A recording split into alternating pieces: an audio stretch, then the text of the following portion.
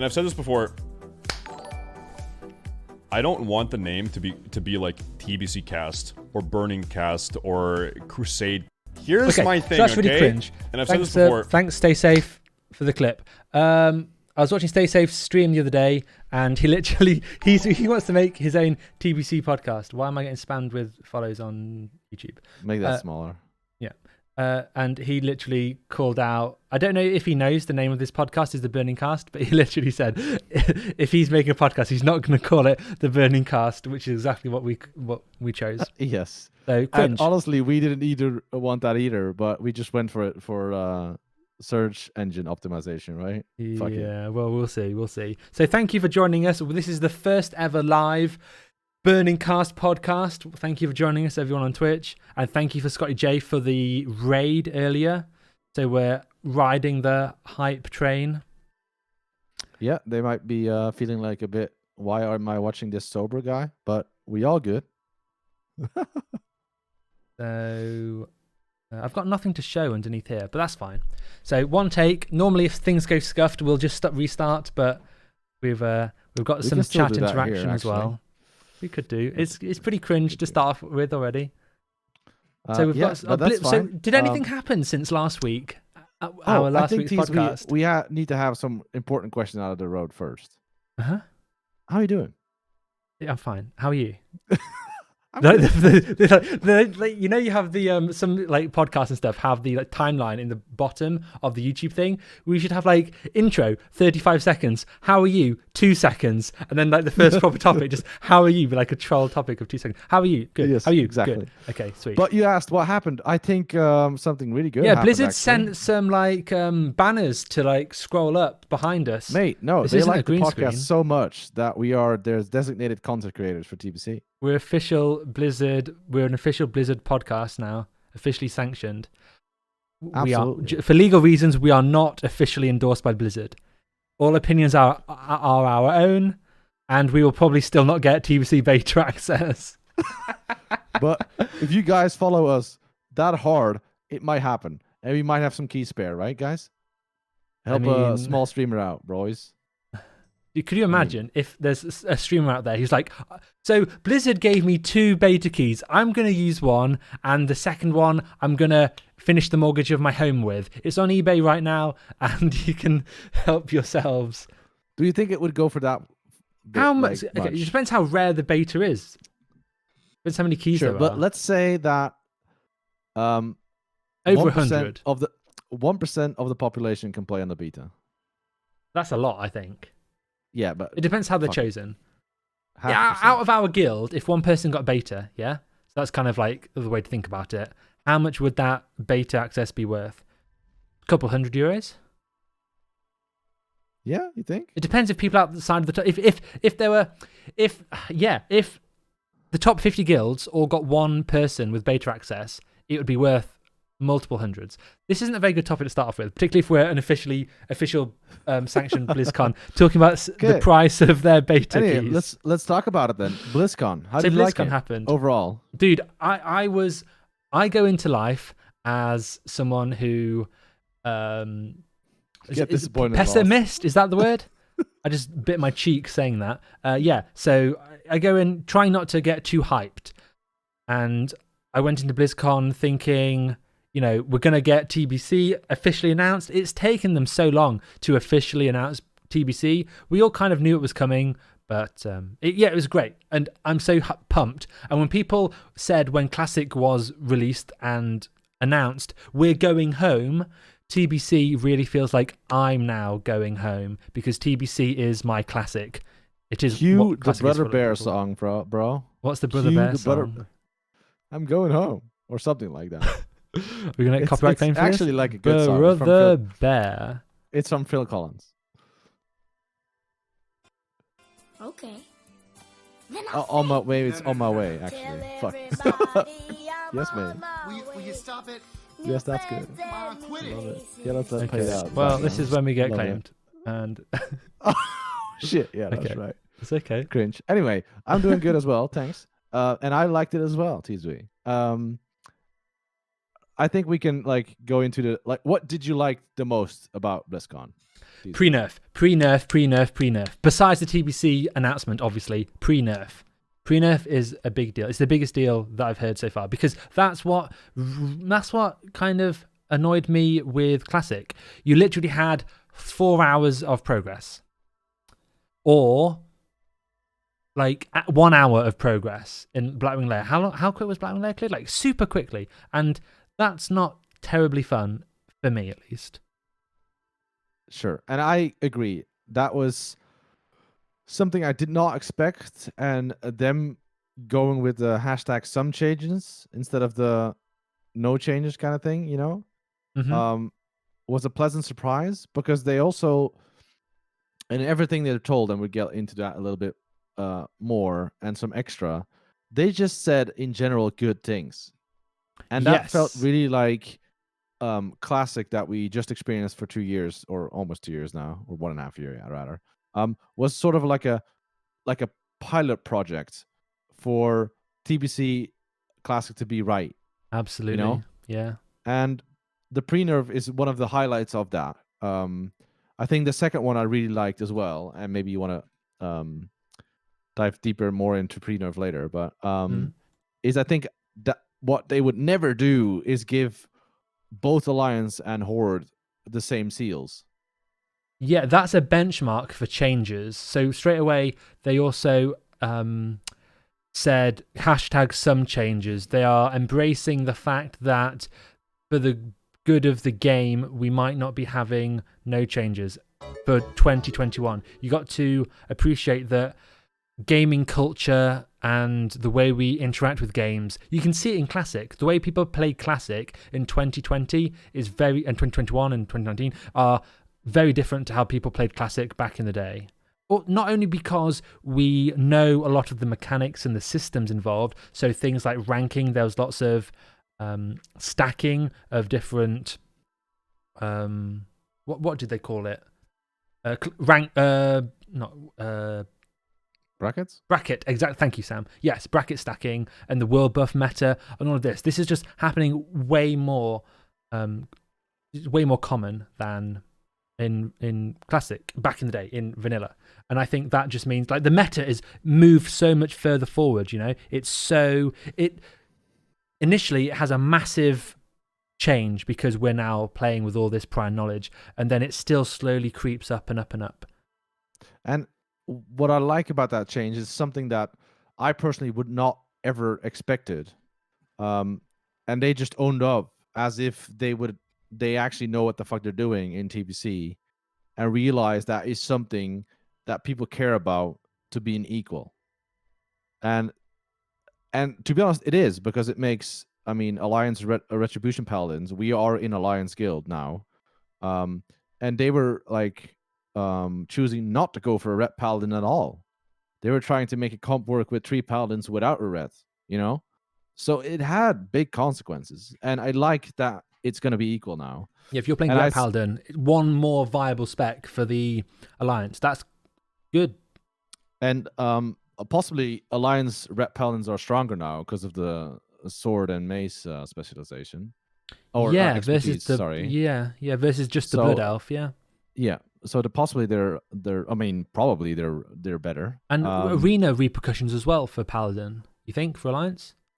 Yeah, absolutely, as well. Yeah, makes that equal as well. Like a Dwarf Paladin with their stone form is very powerful.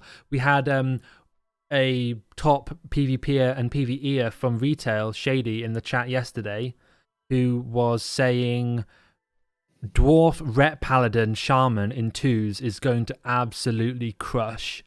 So that was his prediction. We maybe would have him on at some point as a guest for the podcast because he's very into that. And he's also got some stories from retail as well, being in a top 10 world guild as well.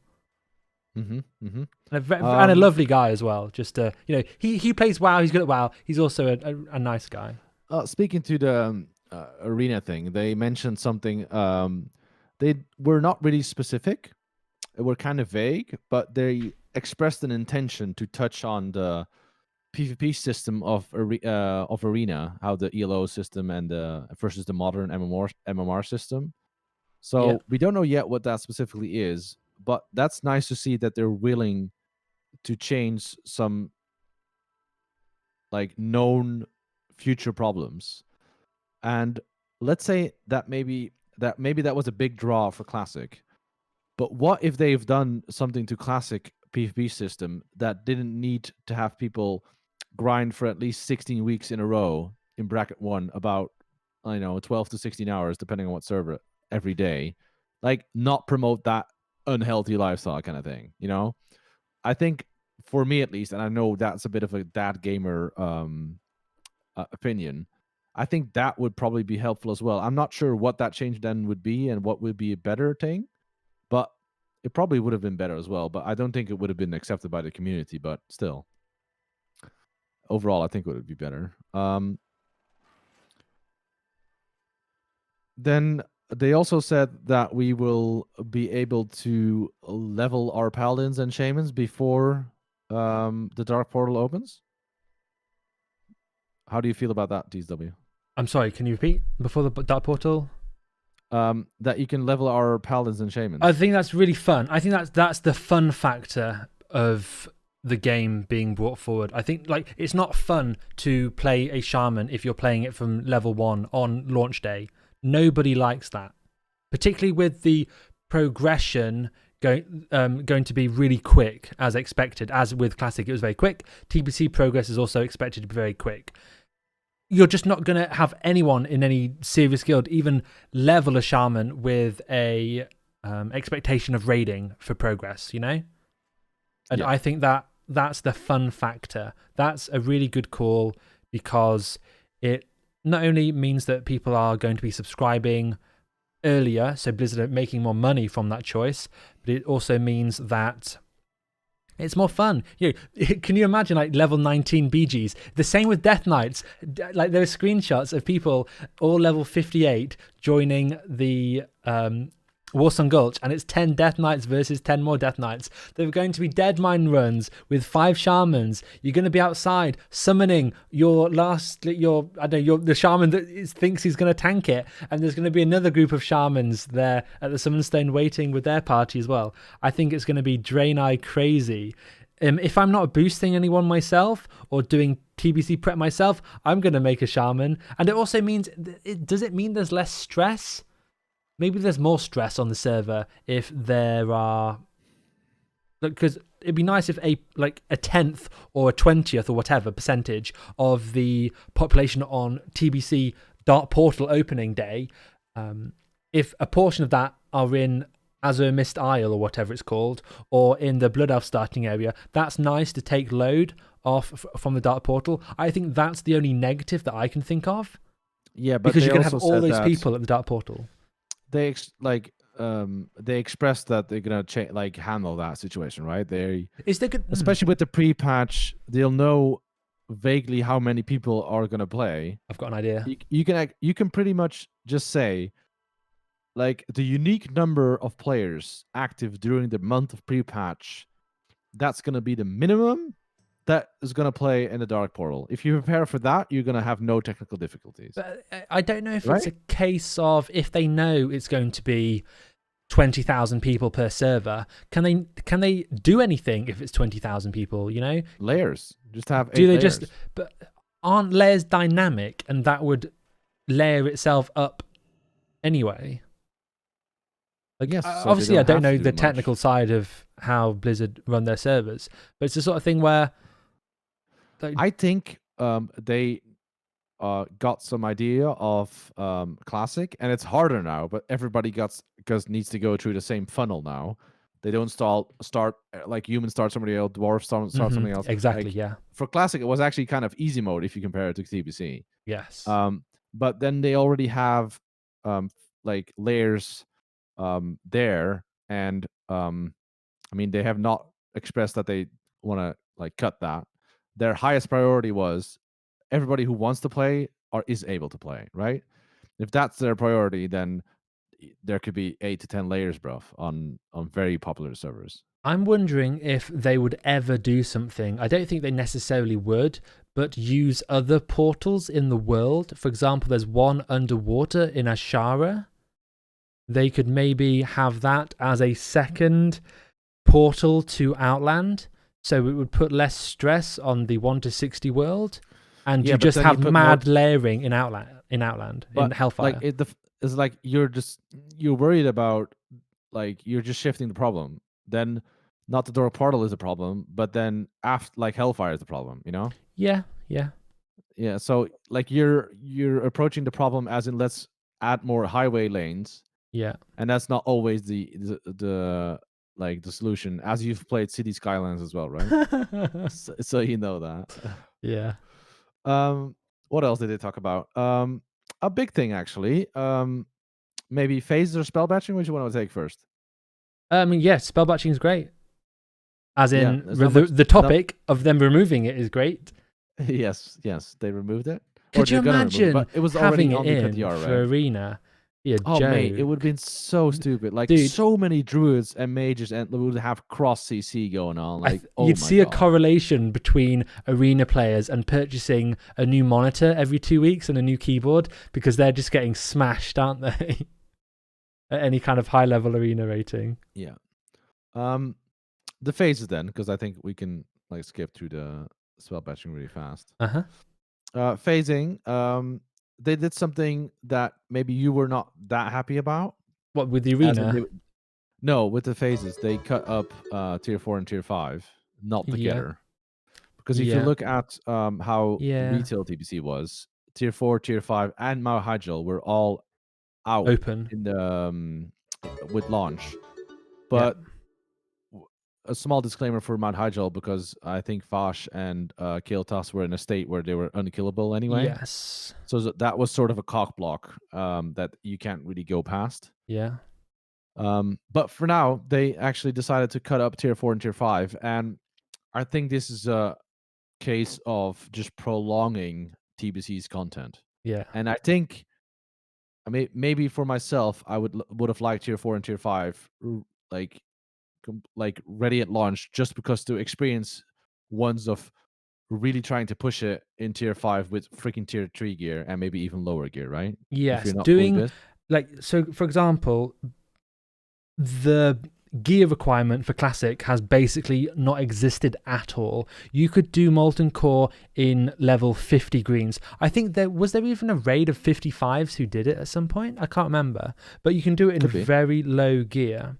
Blackwing Lair you could do in very low gear. The only fight that my friend Tom, who I've previously raided with, was in the stream chat yesterday, and he was saying, because I was talking about this topic then, he was saying that Sapphiron is kind of like the only mob where you actually have a gear requirement, and I think that's a good point. But at the same time, that gear, the frost resistance gear that you need, it's designed that you pick that up as you are wiping and progressing through Nax. And the way that Classic works with the progression being so much quicker, you're not really picking up that frost res gear as you go. You're just getting the green items and the crafted items and going in. So that's why it seems like a gear deficit, because you're not the way that Nax is intended is that you wipe and wipe and wipe, and week after week after week you're collecting this frost res gear. So by the time you're at Sapphiron, you're at a really good stage in terms of your frost res gear.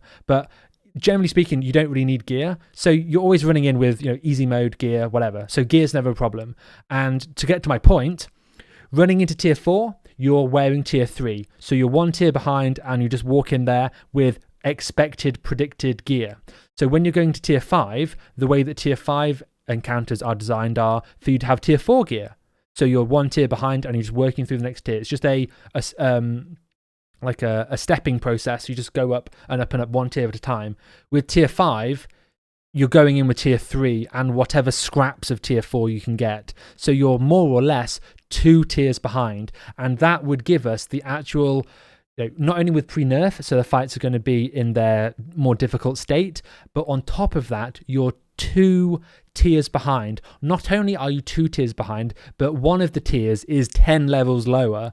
So you're at a real deficit, and it's that deficit which makes progression raiding what it is, real progression, not just wipe, do it again, get world buffs, do it again, and boom, it's dead. That's what Classic has been, unfortunately. And from a business point of view and from a general player base point of view, I agree that what they're doing is best, with tier 4 being its own phase. It means that because it would be a shame to have leveling be this massive roadblock in terms of time investment for the average player, to then have a load of raids just bundled in at once. And let's say that you're a more social guild and you're having players hitting level 60 1 week from launch, 2 weeks from launch, 2 months from launch, 3 months from launch. You're not really going to be able to get that tier 5 raid put together, even though you might be great players, but you physically don't have the time to level. That's going to be really awkward, and that will tear guilds apart. But if you have very limited raids at launch, tier 4, it's only 3 bosses in 25-man and then 1 10-man raid. There's not a lot there. You're not missing out on so much if you are a slower leveler, and I think that's a big picture for a lot of the WoW community as a whole, the average gamer. I've spoke for a long time there. Oh, you're muted, Sam. Yeah, sorry. For tier 5 there, what adds there as well, for tier 5, there's the reputation grind, right? And now people don't feel pressured into a certain style of gameplay where they need to spend so much time, because if you really release tier 4 and tier 5 together and you want to get that shit done, maybe even in the first month, that's a lot of hours that you want to play to get that done. And it's like TSW said, it's a bit unethical to really request that for your players, right? Or as a guild, maybe, that is. Having said that, it also keeps the dungeon, like the dungeons and the rogue dungeons, alive a bit longer, because people have so much time to prepare for tier 5. They're probably gonna lengthen the process of getting the reputations done in order for your achievements for tier 5, right? Because then there it matters. So it puts a lot less stress on a casual gamer, and I think just in general that is a good decision. Although personally for me, it would have been kind of nice to see that all unfold with tier 4 and tier 5 together. But I mean, I'm not too sad about it. Yeah, the only thing that I feel sad for is, I don't know if, like, for example, I was there day 1 for midnight launch of Blackwing Lair. # world first Veilstraz. But it's going to be the same in tier 5. You're going to have Bisgear tier 4. You're going to have all of the TBC flasks, all of the TBC potions. You're going to be stacked in the same way that people were stacked for Nax. Well, maybe not quite that stacked, but in the same way that people have all the consumes that they want. You're going to be in a position like that for tier 5. And even if tier 5 is pre-nerf, it's not going to pose much of a challenge for people who have been, they're like a dog on a lead or a leash. They're just there like, give me tier 5, give me tier 5. I'm so ready. I've got all the consumes. We've been talking strategies for weeks and weeks, and all you need to do is release like the block, enter the zone, and 20 guilds on your server enter in the first 5 minutes. That's cool for a race because you're all starting at the same point. But in terms of a progression, like, it depends. Like, if you're in a no-life guild where people can play whatever hours they want, they're probably going to win because, time invested goes a long way for WoW. But, it's awkward. Like, running into tier 5 with full BIS tier 4 is I think it's crazy. actually, it's crazy. And but an added bonus, oh, thanks, Crix. Oh my god. Crix just showed up and gifted 5 tier 1 subs. Thanks, Crix. And that actually also enables us to see that Farbane is watching. Hi, Farbane. Awesome. Welcome to the stream. Welcome to the family. Welcome to the family. Thanks, guys. You are awesome. What are we talking about? The phases. Yeah. In addition, there is also the PvP side of things, right? Thanks, guys. I think You are awesome. doing this kind of phases just makes the PvP scene so much more happy as well, because they're not gonna like feel compelled to be in a raiding guild first and then do their PvP.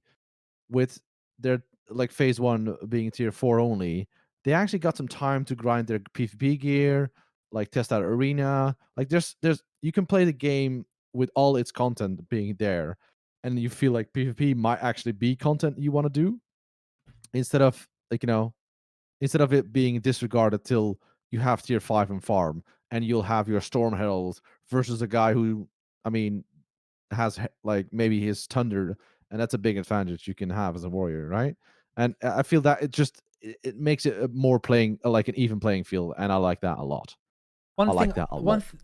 One thing I like about PvP is the fact that in order to get the most, like, I think it's really cool the way that you can get by not necessarily doing PvE as a PvPer. I think that's cool, but I do like that you have like the option to get Tsunami Talisman or these other raiding items here and there that are really nice to have. But it's a shame that, you know, at the very highest level, they're almost mandatory to get these like raid items. But I do think it's cool the way that if you did want to min-max the very highest end of Arena, you do want some PvE items. I think that's cool because as a PvPer, having to have that, because you can just play with like your 5 friends or 3 friends and have your arena team, and that be how you play WoW. That's cool, and you can get a really high rating and do very well. That's cool. But I like the dynamic of having to actually play with a guild and a raid to somehow convince them that you're good enough, or play with their PvE raiders in arena and help them out to warrant the PvE item for your PvP play, you know? Like that's interesting. I think the game is I repeat this to a lot of people is, and in general, I think WoW and the World of Warcraft that we know in TBC and also Wrath of the Lich King and Classic and all that bullshit is it's at its best state if you want a PvE to be better in PvP. And maybe that's not like, it doesn't have to be a giant benefit or advantage, but some is nice. Like especially like a priest, a druid healer want to get a few offset spirit pieces for to complement their resilience gear from PvP. A mage wants to get some haste gear later on in the seasons. A warlock doesn't really want any PvP gear or PvE gear, sorry. But like a rogue wants some PvE pieces the most, maybe even. You know, that like that kind of dynamic is, to be honest, that's the best state because you have so much to do, right? It gives you options, and it's all somewhat viable. Yeah, and like if you want to, you can keep playing TBC for 18 hours a day, like for a full year, and not be bored. In the sense of you can do PvE, and then you can like fill that time with PvP and like do whatever, like do that when you want to, and that just feels like, I think that's the best state of WoW is pretty much my point here. I always like that. It's content as well, you know, it's content. Yeah, I think that was the phases handled. I just want to argue the other point. So sorry. we didn't want to dwell this long on each topic, but I just want to quickly say, from a PvE point of view, like I'm 99.9% PvEer. It's nice that the PvPers get their arena season starting early. I think that is ultimately the best play. But from a PvE point of view, it can be annoying that I am going to have to step into the arena to get some items. Like, for example, if the arena season starts 2 weeks after launch, which it very well might do, and tier 4 shoulders haven't dropped for me as a tank, I need to get the season 1 shoulders as an upgrade from tier 3. So in the same way that it's nice to have some PvE items as a PvPer, I think it makes a bigger impact. Again, at least from a warrior tank point of view, like the shoulders, the chest, the shield, like they're very powerful items for tanking. Okay, we can move on. But again, like yes. going for PvP to get PvE is nicer, and yeah, it's good. I like it as well. Maybe something one of the, and it's a rare point actually, but one of the things I didn't like about the announcement was how you move, or maybe not completely that point, but some part of it, right? How you move from Classic to TBC is your realm is automatically going to be transferred to TBC. If you want to keep your character in Classic, you have the option, but it's mutually exclusive those options. Like you either continue to TBC and you have to confirm that choice, or you stay in classic and you need to confirm that choice as well. It's always going to be asked. Yeah.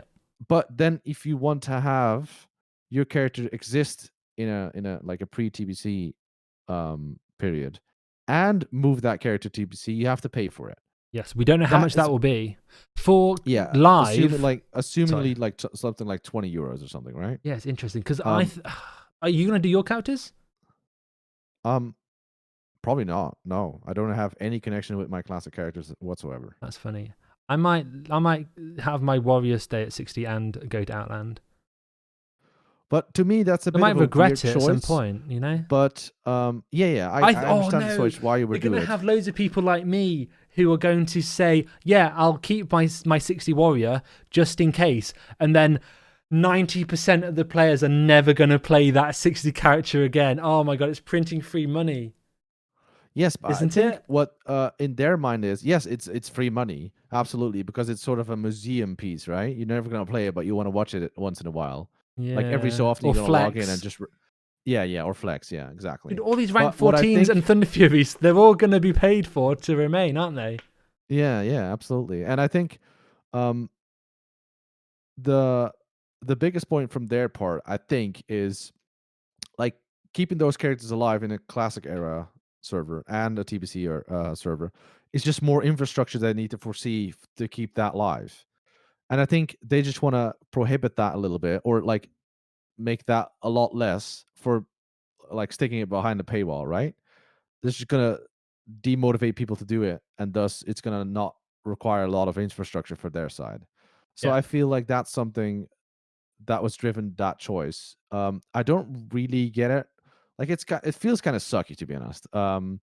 Especially as a classic player. For me, it doesn't personally affect me at all, but it kind of rubs me the wrong way to do that. But personally, I'm not too fussed about it. But I mean, at least we don't have to pay for the game, TBC or Classic.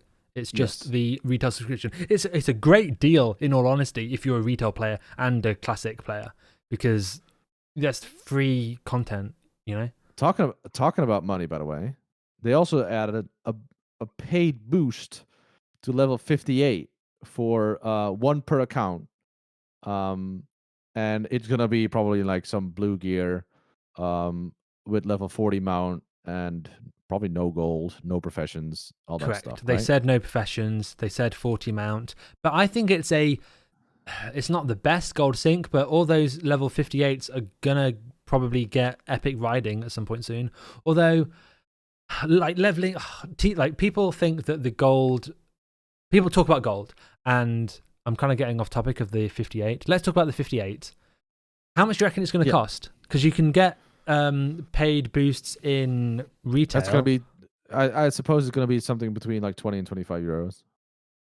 Yeah. That's most of their services are like are priced like that, and it just seems natural. Why make a different price point? Which annoys you most, or which are you least fond of? The purchase of a level 58, or the purchase of keeping your character 60? The latter. Hold on. So going back to the level 60 thing, if you don't want to play TBC, you have to pay to keep your 60. No. Because Okay. you have the choice to choose. just keep it there. Okay. It's more like if you want both options. Okay, good. You need Sorry, to I just pay. had that If you want thought. either, then you're fine. It's $50 Wait, on it's- retail. Wait, no way. I think it is. I was watching a Stay Safe video, and great YouTuber, great streamer, by the way. Check him out. And he said in his video, it was like I was surprised with how expensive it was, and it He could have also been does 50. great intros to podcasts. So if you want to hook him up, you go Stay Safe, right? For your intro for your $50 podcast. for a Yeah, boost. 50 seems a fair smiley face, says somebody in chat. I don't think here. they can charge Um, $50 for a 58. Should they charge $58, $1 per level? Your character Wow. should, when you make it, you should spawn not at your starting zone, but at Maradon or Zul'Gurub, as if you've been boosted by a mage. Yeah, but Wow, that actually kind of changes it for me. Or what about if you charge gold? If they charge 1,000 gold, because that's a gold sink that goes to no player, that's gold out of the economy. Although that's stupid as well. Like what? Yeah. Or maybe it'd be like instead of a WoW token for subscription, it could be a WoW token for a level 58. These are just I feel like ideas. if it's really $50 or $60, it should have been at level 60, but maybe that's a minor detail. Maybe they'll do two. You can get one at 58 with scuffed gear and one at 60, which includes epic mount, for 150. Probably not. Yeah, this is crazy. So these are just like crazy ideas. Don't take them seriously. Wow, really? It's that much. Well, I mean, I'm pretty sure a lot of people are going to use them. How many hours to get level 58? I mean, for the average player, probably around 6 to 8 days played, right? Yeah. No, but for in TBC average time, it's probably going to be like 6 to 8. Yeah. Well, maybe a bit and less. the XP will be less as well in TBC. Let's say around 6 days played. I mean, that could be worth for some people. Sure. And I think they know that it's going to be worth that. But to me, it feels like I think they would sell more if it was 20. You feel me? Yes. And it's also one per account as well. Yes, that's a big factor. If it was 20 or 25, I think literally every account would use it. If it's 50 or 60, a lot less would use it. Yeah. But maybe this is just a business case, right? So, sorry? Would you buy the boost? For 50, I probably only use it to reroll, or like on a different realm, possibly on like a different faction, maybe something like that. Like I don't think I'll use it to just for the sake of using it, right? Yeah. I kind of want to use it when I feel like, fuck, I really want to, play this class and I don't want to re-level it. I might do it for a prop paladin. I think a good benchmark would be to have the materials for the professions ready. Otherwise, you're just paying money and then think, oh, I'll do it later. And you like commit to the character now preemptively with profession mats, etc. Yeah. I think everything I would want for a boost, I can prepare now because TBC is announced long enough for me to like keep like get a character up. But I think I might get a paladin up with a boost because I can see like a paladin with 1 to 58 because I can then just dungeon grind farming. Like vanilla dungeons with my prop paladin and because that's going to be good, or boosts even, because the boost meta is going to change from mage to paladin because of the AoE cap thing. And the talent changes from paladin. Like mages get worse and paladins like get better twofold. Or for two big reasons. Absolutely. And I think that might be a good investment for me. But I'd only do it on one account, obviously. Like okay. Next topic? I think we can next topic. I think I see here gold from Classic. You wanna touch on that? So we had a comment in chat earlier. I'm just making a couple of notes. Sorry if I do miss some of your questions. We might do a Q&A at the end. Gold from Classic. I can't remember what the actual question was. The note I wrote down was gold from Classic. People being annoyed, I think, that people are hoarding gold from Classic are going to be walking into TBC with all of this gold. And I can understand the frustration. And as someone who does not have a lot of gold on Classic, I can see where you're coming from. But at the same time, I think for the same reason, they're not doing fresh servers for TBC exclusively. I think that's the same reason. Like they want your like part of your character is its bank balance, right? In the same way that I love playing my Night Elf Hunter. I have a real connection with this roleplay aspect. And if you're, trading and buying and selling, and you've got a good amount of wealth for your character, it's not only the epic loot and the Nax tier 3 gear you have, it's also if you've got 10k gold, you've done something to earn that 10k gold, assuming that you're not buying it from Chinese botters, right? And even then you earned it, actually. Okay. And thank you, Crix Incognito, for the Prime sub. Yeah, Crix is showing up. Like, either Crix, right? Fuck, I lost my point. I wanted to say something. Talking about gold going to TBC. Earning it. valuing yes, your but character. I'd love to see from Blizzard a sort of a graph or a median or an average of how Player much gold the wealth. average player has. Let's like It's I'd not love going to be have, that high. It's going to be like there'll Yeah. be the whales and there'll be the average player. Like the average player is barely scraping together consumes for the raid. Yeah, they'll have less than 1,000, 100%. Yeah, 100%. We could poll. That's a good poll. We can maybe poll that. Do you want to poll that now? If you keep talking, I might make a straw poll. Yes. Make a poll with like, do you have less than 100, less than 500, less than 1,000, and then less than 10,000, and more than 10,000. Again, like that, we're talking to we have the hardcore WoW players watching the stream, so our demo is a little bit skewed because we're all pro gamers, right? Watching this podcast, but we'll see. So obviously, this isn't the average WoW community. Like the average WoW community probably doesn't watch WoW podcasts. That's just a given, right? Who knows? But yeah, I'd love to have some sort of report in there where I can like mix and match certain graphs and stuff. Like I kind of want to see like who has cleared Nax 5 times, how much gold does he have?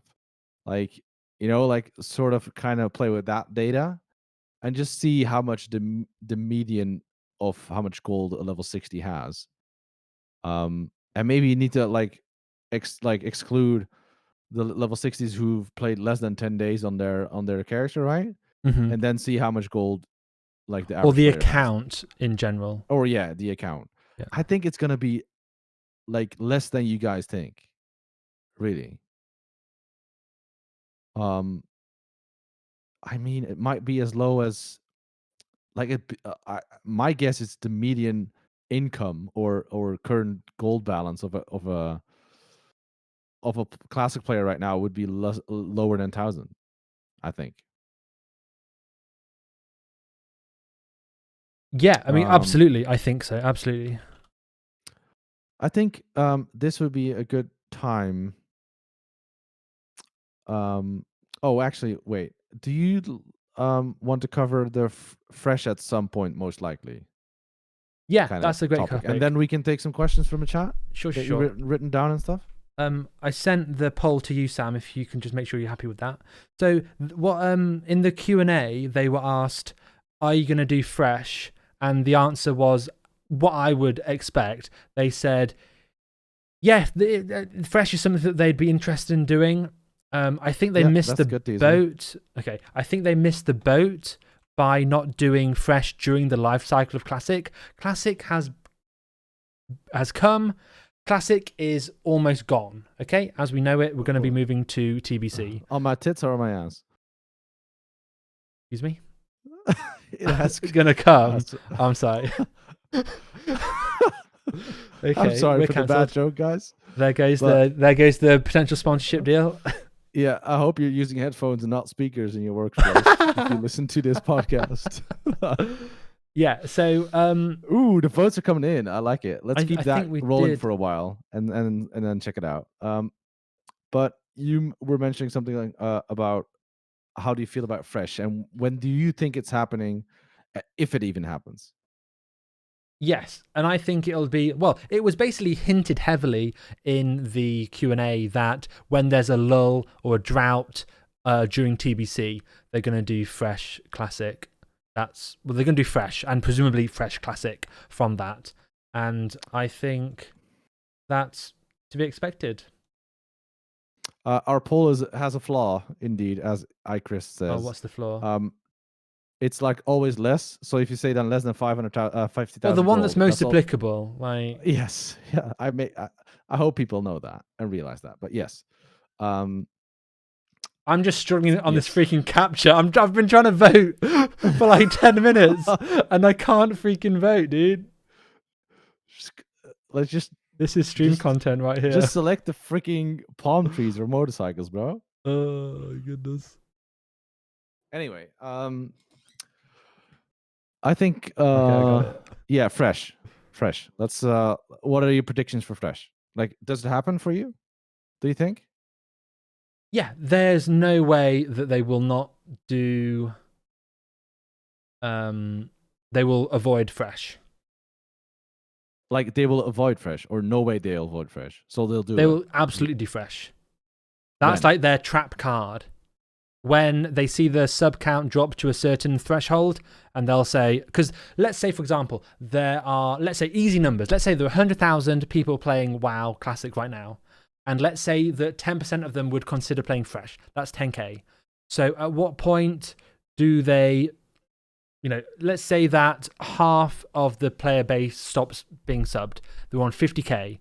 So they can go from having like a 50k sub to a 55k sub. So they know that they can eke out a little bit extra. So whenever it's like the end of a quarter or something and they don't have the sub count they want, they can boom, turn on the fresh and get that little bump.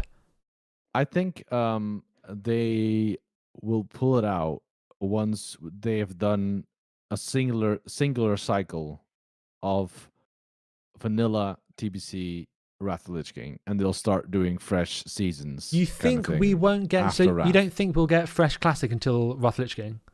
Yes. That's an interesting point, and I can see that potentially happening, but I also think they shouldn't do that because like it's also, maybe you're right, because for me, I'm going to be playing TBC, and unless I'm hella raid logging, I'm not going to be playing any Classic. And also, maybe if you ask me in a year's time and I'm raid logging heavily and I've got like 5 alts that are tier 5 or tier 6 geared, right?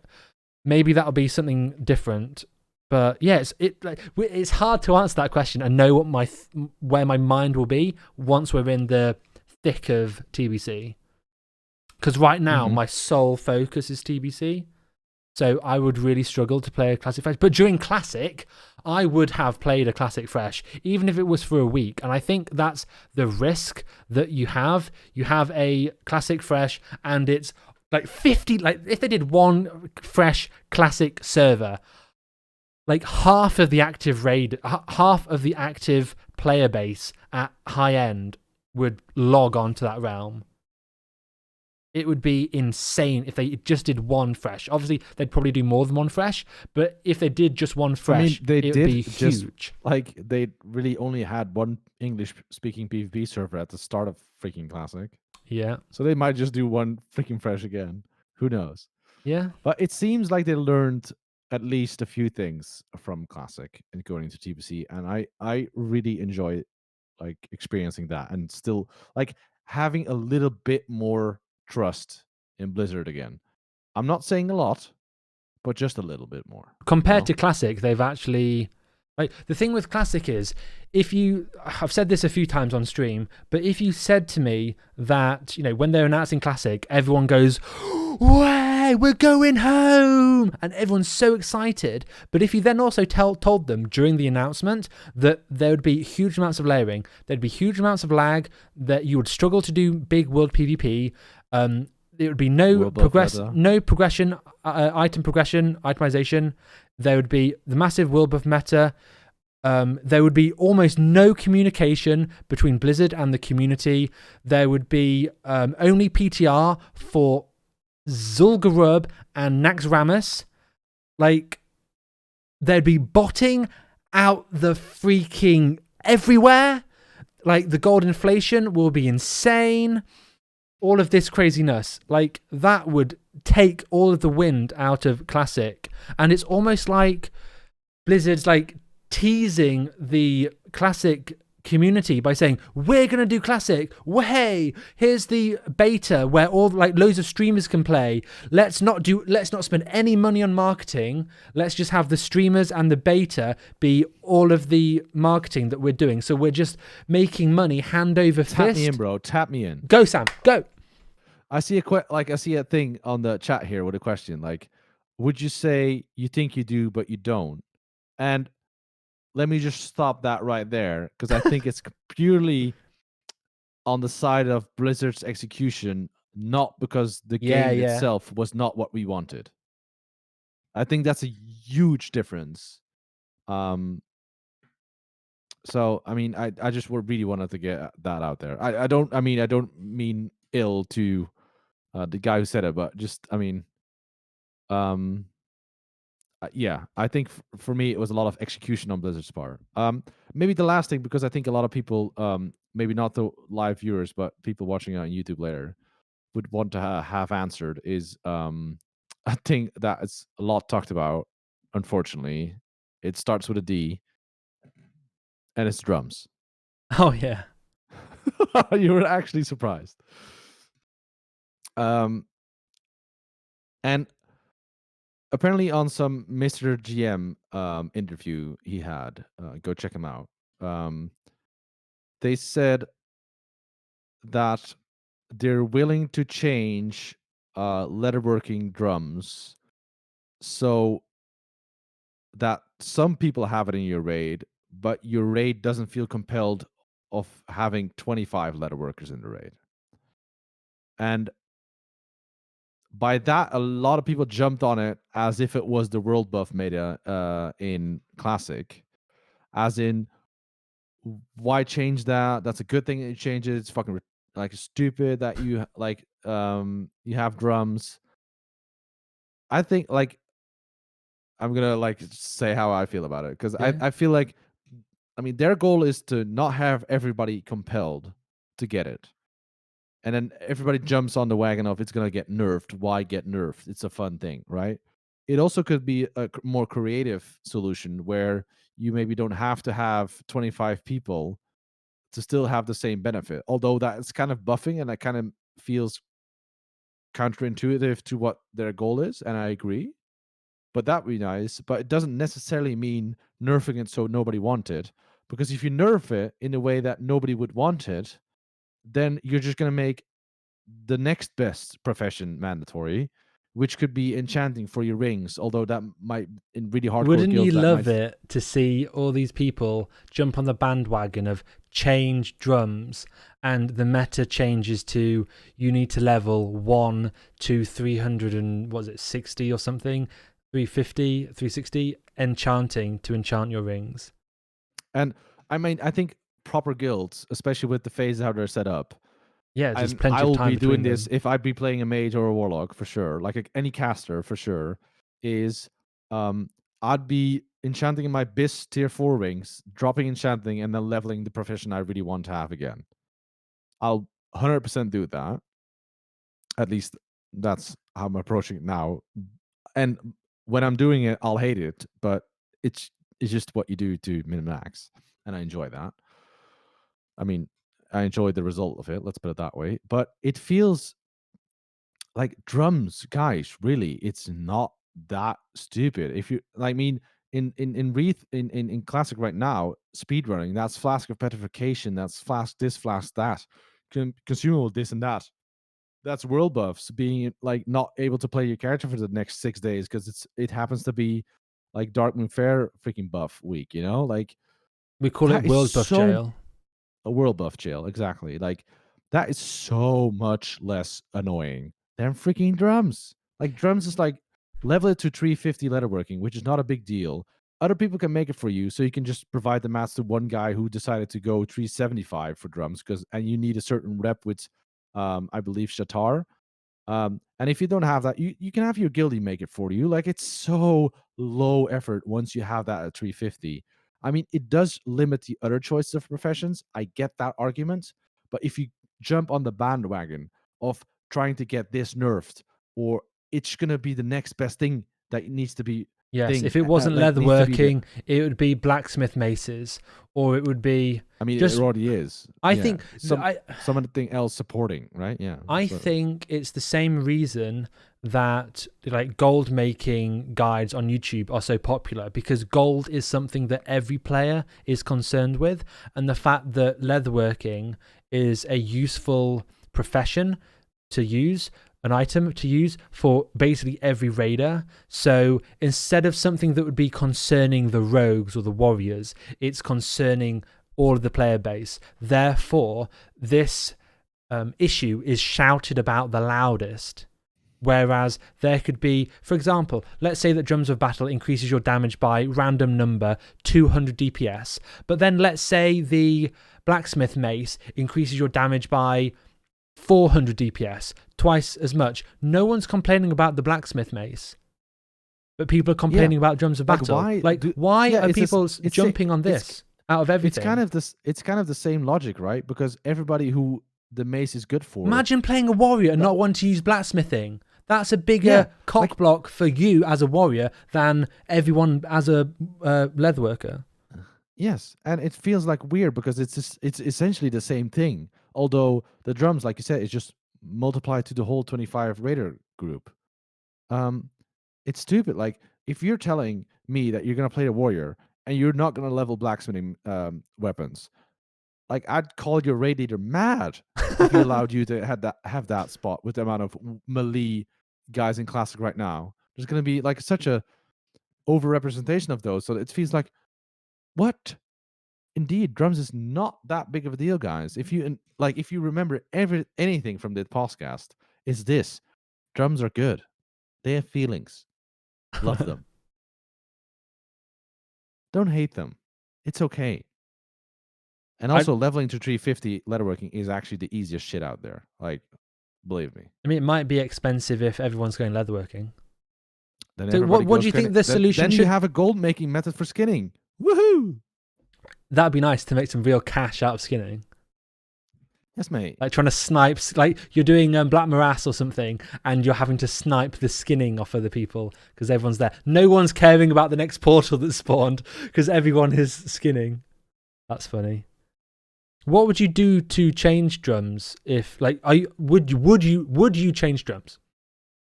Me? If so, how? Yeah. If I had felt the need to change it, and I would actually have to change it, I would change it so that it gives the buff for a minute instead of 30 seconds. Instead of 30 seconds. Instead of 4 people in the party, instead you of have 4 2. people required to have 100% uptime, you only need 2 people. I know that's essentially buffing it. But it's the I like same that effect solution. as it is currently, but with half the raiders required to have the profession. Yeah, and they can go get something else. The other thing I'd like is maybe give some sort of debuff to the party that they can't be drummed by drums of battle anymore. So sort of a sated buff that they have in retail for bloodlust and heroism, and alter time, all that kind of spells. It doesn't really matter. Is that it's sort of it gives more value for a shorter period of time for like maybe 20 seconds or something, but the cooldown is higher. But that is actually essentially buffing it as well, because it's kind of a mini bloodlust in that way then, but for the whole party, and only one guy needs to carry that, that, like, I would like that creative solution as well, but I wouldn't. That's changing it so dramatically that I don't really want to see that. So I mean, I think I'd stick to my first choice, to be honest. The best thing that I think about having a nerf to drums is the fact that it would make the game harder, and I'm such a big fan of the pre-nerf announcement from Classic. Like the last 3 or 4 TBC servers I've played have all been pre-nerf, because they've identified that players are getting good at the game, and if you're playing TBC repeatedly, you're going to like we see with Classic, you're going to smash through the content. Like, it has to be pre-nerf. What about making it raid wide so only 4 leatherworkers needed in the raid? I mean, then you have the issue of it needing, like, you need to stack together, because the range of drums is actually really small. I think it's only like 10 yards. So yeah. And actually, this is kind of nice what you pulled up by somebody who in the chat said it. Yeah, LC, Chanice, one of the most recent supporters of the stream and a subscriber. Thank you. No, I think this is LC Dion 666. Oh, I'm sorry. TSW has an issue reading sometimes. I like the Twitch subscribers too much. Give them credit for everything. I'm sorry. Yes, but there's a spell called apparently. I'm not sure where this is from. I don't know. But it's retail. Tinnitus. It's isn't that like the same thing in real life, where you have like a sort of ringing in your ears. Yeah, ringing. It's like if you had like a flashbang grenade or Yeah. something. Yeah. Or you went Explosion. out to party too hard and Exactly. close to That's the it. Yeah. speakers. Damage to your ears, hearing. Yeah. And then you go to bed in the night and hope it goes away in the morning because Yeah. you're actually terrified. Yeah. It feels like you've got like cotton wool in your ears, kind of thing. Yeah, I actually have that, but very minor. Oh. That having said that, no. Having said that, next topic. Yeah, it doesn't matter. But they have a sort of a 2-minute, like sated kind of debuff that you cannot receive beneficial effects from drums anymore. I'd like that to be specific though, like specific per drum, because I do like the kind of sort of because then you get the fun variety. flavor. Yeah. Yeah, that you can do speed, but maybe the healer party group can do the drums of resto, to gain some mana back. The thing that I found so cringy, was it last week or this week? Someone in our guild didn't know that there were other kinds of drums. Oh yeah. You've got drums that restore mana, drums that restore HP, drums that increase movement speed. I've never been a leather worker. What are there any others? There's the one like the drums of battle, right, with the Is there haste, a and there's fear also one? drums of battle, or I'm not sure how they call, but they give attack power and spell power as well. Yeah, is there one that does fear or something? Drums of panic, I think, maybe, right? Yeah, is that a TBC or is that later? I'd have to look it up. I mean, it's kind of cringe, but I mean, it's never used anyway. So yeah, drums of panic. Yeah. Unearthly rhythms causes 5 enemies within 8 yards to flee in terror for 2 seconds. Why don't people Drums do can that be- when they've pulled aggro and they're about to die?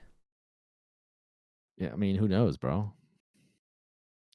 But I like that flavor of drums, and I think that should be included. So I think if they add that sated debuff, it should at least include it should be specific per drum, because I'd like that flavor difference. Yeah. Yeah, go ahead. No, that's it. I'm agreeing with you. That's it. Yeah. Yeah, okay. Well, I think we handled most of the topics then. You want to take some questions you wrote down from the chat earlier, or? I want to talk about, when do you think we're going to get the beta? Oh, yes. I'd argue first half of March. Okay. And then if we have first half of March, so that's about a month's time. Well, a bit less than a month. No, that's like 2 weeks, 3 weeks. Okay. Yeah. And then when do you think we're going to get launch? I think the leaks were saying May, right? But that seems so early that they would have said it in the announcement already if they were that confident they could pull it off at Fort May. So I'm gonna say something more like June, but possibly just exactly the same as Classic was, like late August. Yeah, and it's early May. May the 4th was the original leak, or was the leak date. Or I want, like, I'm saying leak, but there's a difference in leak we got the day before BlizzCon and the leak that we're calling a leak. Like, these leaks do not carry the same amount of weight, However, we're still referring to them by the same name. So not all leaks are equal. So May the 4th is a very early date in May. So that's like the beginning of May, practically. I think... Did you remove that red line in your screen? Oh, yeah, the stream doesn't see that. That's just highlighted. Oh. Okay, gotcha. That's cool. Anyway, I'm sorry about that. It's okay.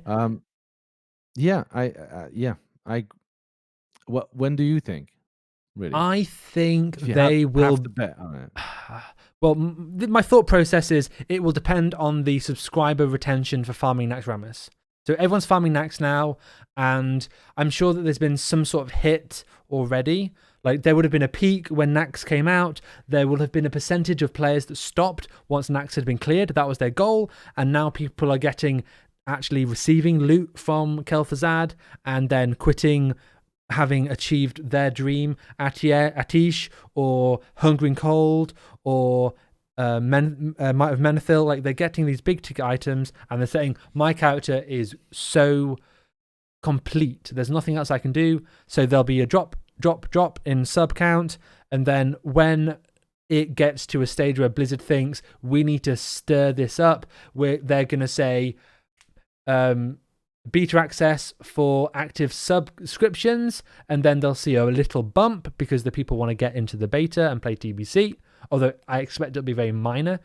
that subscription bump, and then there'll be hype around the beta, and then all of this hype, and then again, to answer your question simply, yeah, I mean May time, but I hope it's later than that. I think that Blizzard want to, like, in the same way we're getting Phase 1 as Tier 4, Phase 2 as Tier 5, they're wanting to stretch out the timescale of TBC. I think they want to milk Classic for all they can, by which I mean have this final phase run a mature course of time and have people get almost fed up with Nax, because they're going to milk as much subscription time as they can from these Phase 6 Classic players, and then start rallying the war horns or whatever of TBC and get people excited about TBC. Absolutely. I think a lot of players are already coming back now. I think, exactly. It's all about saying something, monitoring the sub count, and keeping your ear on the community as much as Classic Blizzard didn't really do too much, if I'm honest. But yeah, it's just say something and monitor. Also, going from BlizzCon as a whole, people are getting frustrated when they're receiving generic answers or non-answers to questions. And it's a case of, I think a lot of the time, they either don't want to say, or more likely, they don't really know. If you're asking a question about tuning or something very specific, like a specific encounter or item, they're going to say it's something that we're aware of and it's something that we're considering. Lots of people see that as a non-answer, but in reality, that's throwing it back to the community. If you are really passionate or outraged or have a big feeling about that topic, you will let Blizzard know in forum posts. You will let Blizzard know on Reddit. There will be a big response if that topic is something that the community really cares about. If it's some fringe niche idea that is a good question, but no one cares, Blizzard will never hear that again. Yep. And there will be nothing done about it, because no one cares outside of the person who asked the question. Yep. Yeah, so do you want to do questions? Questions from the chat. Yeah, sure. Cool. So let's do that. Let's time it a little bit. Let's keep that to 10 minutes. Or less. We might not get that many questions. I've only written down one. Okay. So if you've got any questions for us in general about TBC or the BlizzCon line, please let us know in the chat. So the question I wrote down was from Antikiller1205. Will the Steadyshot macro work in Legion client? If it won't, Hunter DPS will drop a lot. Few guildies said it might not work. I don't think it is going to work in the same way. Like, it's going to be a different macro system. So, for example, do you remember the classic macros were crazy? You could basically do one button, whole rotation for basically every class. It's pretty much botting. It's pretty much like Lua scripting, or like just everything. Yeah, you can literally script the bot in. Yeah, it's Pandora's box. Classic. Yeah, I mean in retail vanilla. Yeah. So. Oh, by the way, we forgot about our poll actually. Yeah, I mean it's a bit scuffed. I mean, I'll show it on screen. How much gold do you have currently in Classic? Loads of people said less than 50,000, which may be true. It may have been more applicable to have chosen a lower. So scuffed poll. So if you want to say how much gold you have, it's okay. Well, it's more than I would expect, but maybe you were right in saying our population audience is skewed towards the more. Well, I suppose more than 50k gold. There should have also been more than 50k gold. It's whatever. That's going to be like one guy. Maybe two. Well. Anyway. Okay. There more questions? So the macro system. Sorry, still talking macros. Sorry. Let's answer the first question first. I think much like in the same sense, I think somebody said to me that they're going to, or maybe even they said it in the Q&A, is they'll provide something for Paladins that they can still do the sort of a seal twisting thing. Yes, they have mentioned that. Or something. Without batching being in the game. So I assume the kind of thing like the Steadyshot macro is also going to be sort of enabled. Yeah, that's a good. By that. Yeah, that's a good answer because they are hashtag some changes. So they're embracing the fact that some changes will need to be made. And that sounds like a very good idea for a change. Yeah. And it's maybe not going to be the one that you expect it to be fully, but it's in general, it's going to support that playstyle, I think. So yes, I think that's you're the safe, TBC and if not, experience. it actually makes that class a lot more engaging and a bit more the same like an arms warrior with slam timings, which could you imagine if there's an arms warrior macro equivalent? Shit, Like 5% more damage from arms warrior. Who knows? Yeah, but it could just be that then hunters all of a sudden get a lot of skill expression just by able to keep that macro consistently going, or not the macro, but their buttons. Yeah, and in conjunction with the Beast Lord's Force set as well, they get something very powerful that wasn't utilized in retail TBC, but they get a nerf in the sense of the macro not being a dependable source of damage. So they get added damage from the Force set, but reduced damage from not using the macro. And that's interesting. Okay. I'm gonna check out if people were asking something else. Questions related. Here. Do you think the buffed raid content will push players into confirming to the meta more so than ever before? Great question. I think that kind of goes back to just the cultural thing about gaming and metagaming currently.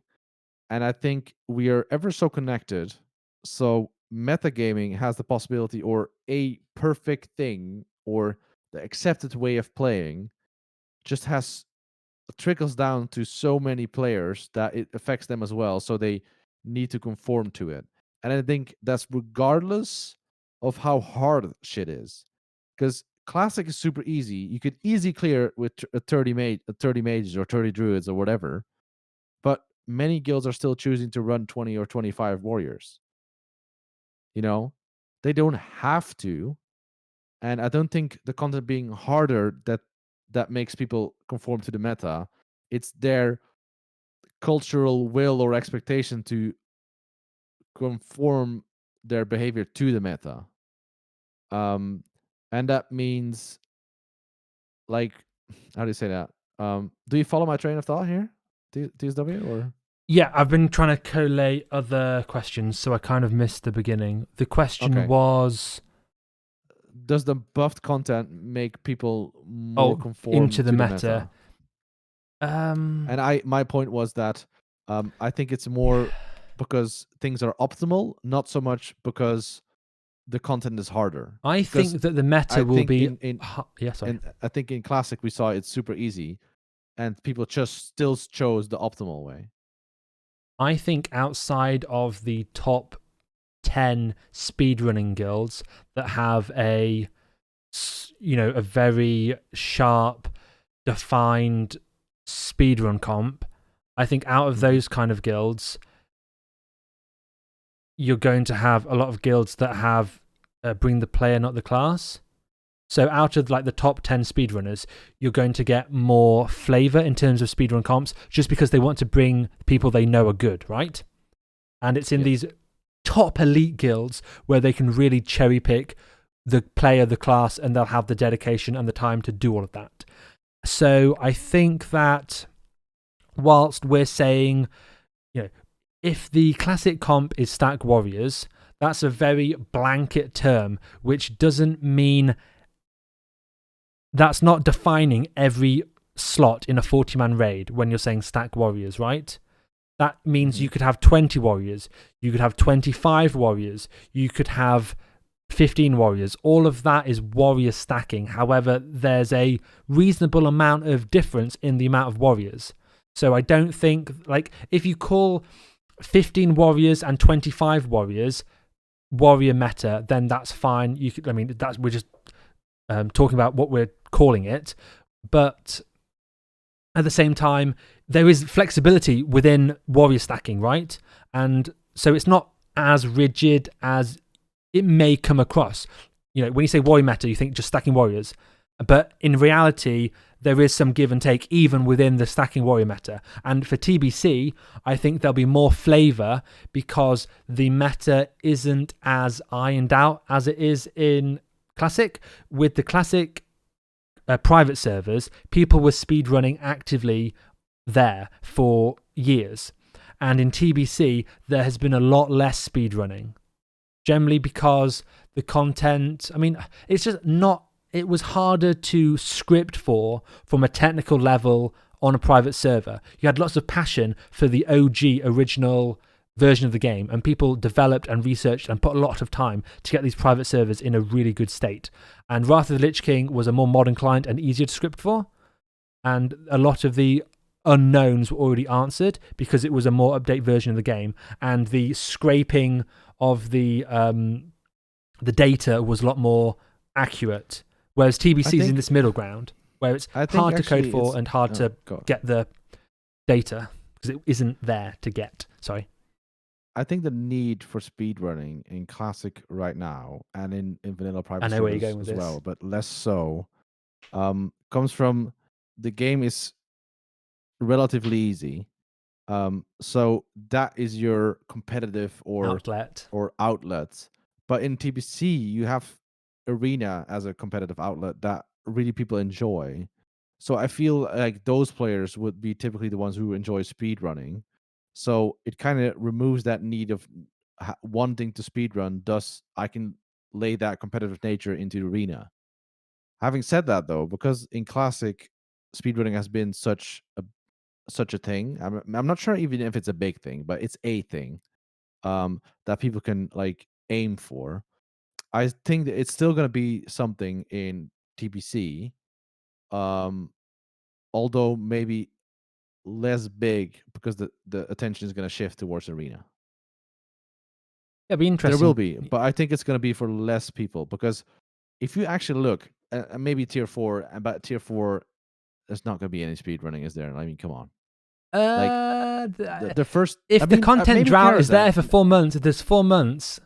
Okay, it'll be fun. I'd like to. Maybe Karazhan, actually. Maybe Karazhan will be speedrun. But, I mean, speedrunning Gruul or Mag is a bit weird, right? Yeah. I love TBC, so I want to see the crazy stuff. I want to see that. Yeah, sure. But I think only Kara. And I think that would 10 be fun. man? And yes. Yeah, I mean, it's the biggest. It's the biggest raid, even if it's the smallest comp. Yes, and I'm going to ask you a question about that in a bit. But I think if you look at when Tier 5 comes out, that is so much content for non-TBC players to go through. True. That they'll have a hard time to find time to also do speedrunning. I love Kara because it's basically like a Naxxramas 10-man. It's got, in the sense that it's so flavoursome. There's so many crazy bosses with weird mechanics, in the same way that Nax has bosses with weird and wonderful mechanics. I think it's really cool. Like, for example, like Nether Spy is crazy. You've got nothing like it. In retail, we used to just skip Nether Spy because it was too much hassle explaining how to do it. Yes, but once you got it, it's actually easy. Yeah. Having said that, I think there's to my point, there's so much content. So I think the average player, like, they need to kill pre-nerf Vash and pre-nerf Illidan, and you kind of saw it on our current private servers that we're playing, is that there's been a guild after now, I think the second or third wave of nerfs on Vash and Kel'Thas, were now only able to kill him, right? Yes. And I think, I mean, they obviously were a lot harder than even pre-nerf, I think. But still, that kind of gives in how, for some, like for the average dad gamer guild, and that's said with full respect, to be honest, it's going to be quite a challenge to kill those pre-nerf bosses. It's going to be blazed through the first day by top guilds, don't get me wrong. but those average guilds are gonna struggle, and they would like, for example, I have a friend of me who plays classic as a warrior, and he was like, with his guild, he was trying to do speedrunning as well, but I mean, not really competing for like a top 100 or top 1,000, right? Like just to have something to do with their guild and aim for something more than just Yeah, clearing get and better and farming improve. again. They won't find the time to put like to do that. And like it's gonna be so. I think it's gonna be less big than it was in classic vanilla right now. Yeah, I imagine so. But I think it's still gonna be interesting because it's just TBC. Like we said before, TBC is our home, so we love to see that stuff happening because just it's cool how it can be exploited almost in a sense, you know. Yeah, like new mechanics, new bosses. I mean, it's And classic plus. and also I hope that like I have some expectations that TBC classic or TBC like classic TBC speedrunning is gonna be less heavy on the ridiculous consumables. You know, like for example, like there was a thing in classic in Black Lair speedrunning the first time it came, I think, when people were like right clicking their flask off and then taking the flask of wisdom to gain their mana back or something, right? Yes, yes, Essentially making a sort of a mana potion without cooldown yes. instead of drinking because that was faster. That is remarkable, and kudos to the guy who wants to do that. But that just makes it not really accessible for the like the big portion of the other population. And I It think if speedrunning wants to segregates. be a thing, it needs to also be relatable for the bigger piece of the pie. Yeah. Interesting, because it leads me like to take your point and to run it to the extreme. You could have speedrun servers, like a tournament realm for PvP. You have a speedrun where you just have access to items I mean, where you can didn't do they that in a do something on retail vacuum. sometimes where they had two top guilds Yeah, on a live stream BlizzCon compete, and stuff like back in the start at the day. same time and then Yeah. do that? Oh, that's fun. Maybe that might be a thing if they want to put more light into Dude, I'd speed, love like that for speed running. TBC. Oh my god, sign me up, dude. Dude, let's announce it today. Like all things willing, let's fucking try and host something like that one day in TBC Classic. Sure, And just why find not? 2 guilds and try Sure. and get that. You know, hashtag. I don't know what. Like, oh my god, I love TBC. I want to see something like that. If I'm any kind of like streamer in TBC, you know, open that, dude. That'd be so great. Sign me up, daddy. Yeah, dude. And like having said that, I think it would be interesting for something like that in a sort of BlizzCon style, or just for the World of Warcraft YouTube or Twitch channel for content, because it's quite easy to set up on their part. I think for like a small streamer like us, it's going to be quite the investment of time, but for them, I think it would be quite easy because they've done it before. And then I also like to see them doing the typical BlizzCon retail arena and add a portion of TBC arena there as well. That'd be dope. Yeah, and they actually hosting arena tournaments Yes. for 2 versions of the game. And yeah. honestly, Could you imagine someone winning on both a retail and Sure. like the double? Like, I see Oh that my actually God. happening. That'd be so For sure. freaking Maybe not the first sick. season, but after that, sure. Oh my Why not? God. And I think the casters are ready for that as well. Because if you look at Van Rookie and Zico and those Yeah, guys, they've taken an they've interest played in TBC as Classic. well. Like Yeah. they'll probably be top players themselves, so they can easily cast it. So there's no That's extra training required or crazy. anything, you know. That just gets me so excited. Like, And it's TBC also already is built such a into magical thing. the client that they're using, because they're going to use the BFA or the top client, so they Legion, already yeah, have those all wow. the pop the cooldown, pop the defensive, this low health, Oh, like the camera and dude, stuff. this is such good news. You're saying stuff that just pleases me. Russell's your Jimmy's. Yeah, well, that's more of a negative. Right, Oh, let's okay. bosh out some last questions and have like a time limit of 30 seconds, okay? Gotcha.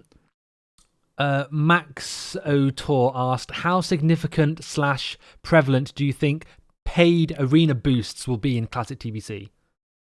I think they expressed they wanted to change something about the arena system from going from an ELO system that is like a bit can sometimes behave something weird, like a bit weird, to go into a modern MMR system. Yeah. I think they'll include something in those changes to make boosting less of a thing. Was TBC ELO for its full lifespan? I think so, yes. Okay, because I thought it was MMR, but I'm obviously wrong. I don't really play much arena. I haven't looked into it. I just accepted whatever private servers has given me in the past. So Okay. I haven't researched, so I can't really comment on that. But yeah, MMR is the way to go. Sorry. How long until world first level 70? 12 hours? No. 24 hours. Actually 12 hours, 10 level. It's 10 levels, right? Yeah. So 12 hours would be bro, actually I think below less than 12 hours, maybe. Okay. Well, we can have a bet here. I paid Sam 20 gold for our bet from last podcast. The bet was, yes, are they going to announce BlizzCon in the intro or in the deep or in the Warcraft What's Next? And it was in the intro. So well done. Yes. I mean, yeah. Looking back at it, it was kind of obvious, but yes, I mean, after the end of the stream, I'm like, oh, I've lost 20G there. A nice comment from Pem, by the way, is would be a fun thing to do the fish or the lurker boss in SSC. Oh, yeah.